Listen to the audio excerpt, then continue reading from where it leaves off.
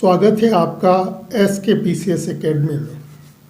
आज आप लोग भारत के पड़ोसी देश तिब्बत के विषय में जानोगे।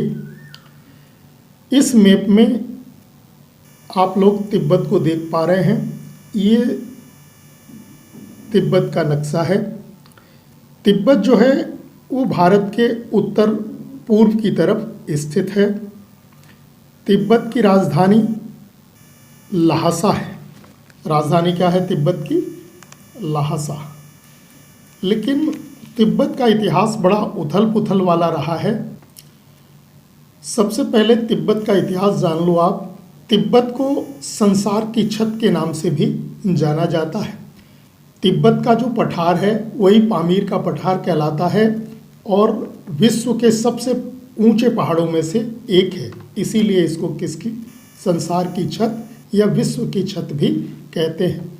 इसे चीनी नाम कोंगलिंग के नाम से भी जाना जाता है। कोंगलिंग, चीनी नाम क्या?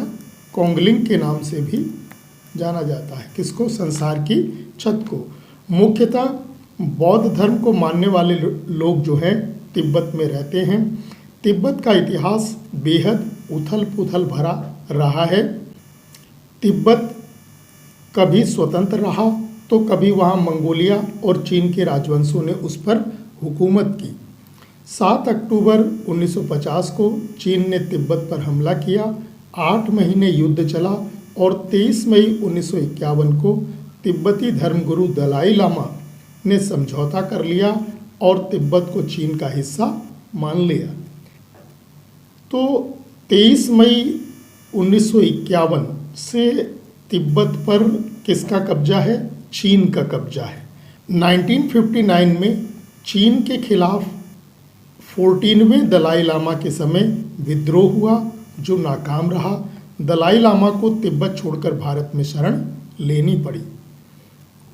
तो एक प्रयत्न किया था तिब्बत ने अपने को पुनः स्वतंत्र कराने के लिए। कब किया था? 1959 में। लेकिन कैसा रहा? वो नाकाम रहा और दलाई लामा को वहाँ से भागकर कहाँ आना पड़ा? भारत में शरण लेनी पड़ी।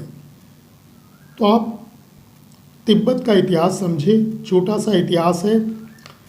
ये प्रश्न अक्सर पूछा जाता है, संसार की छत किसको कहते हैं? तो तिब्बत के पठार को या पामीर के पठार को जो है संसार की छत कहा जाता है।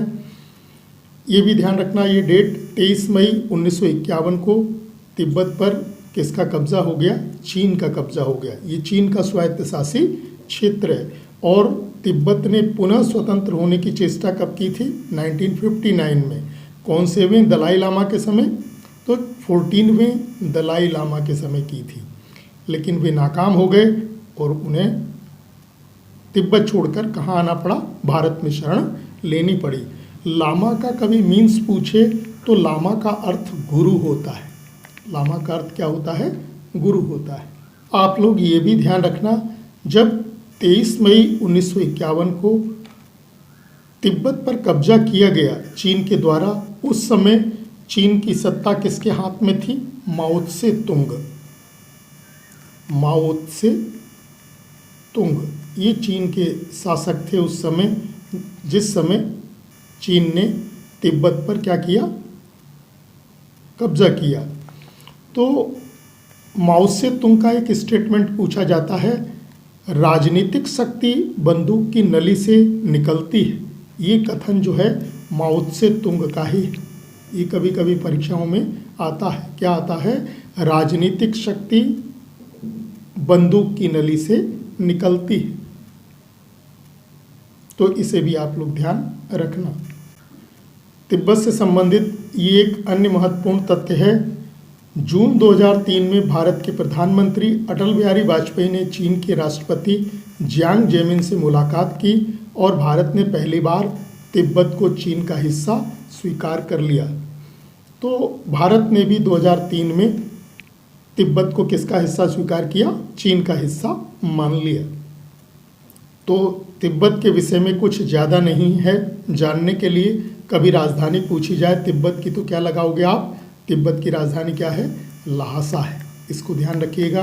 और ये जो बॉर्डर है यहाँ से, ये आपको दिखाई दे रहा, हालांकि अब जो तिब्बत है वो किसका स्वायत्त शासित क्षेत्र है?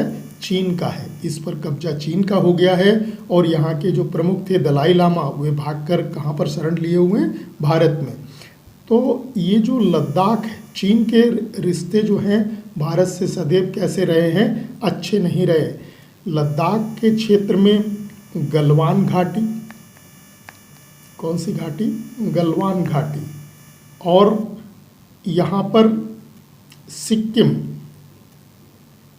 सिक्किम में नाथुला दर्रा, और भूटान में कौन सा क्षेत्र?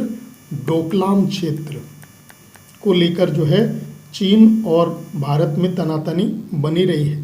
तो लद्दाख की गलवान घाटी, भूटान का डोकलाम क्षेत्र जहाँ पर चीन सड़क बना रहा था, और सिक्किम का कौन सा दर्रा? नाथुला दर्रा, और यहाँ पर जो अरुणाचल प्रदेश है, अरुणाचल प्रदेश की तवांग घाटी, ये जो है भारत और चीन के मध्य तनाव के बिंदु हैं।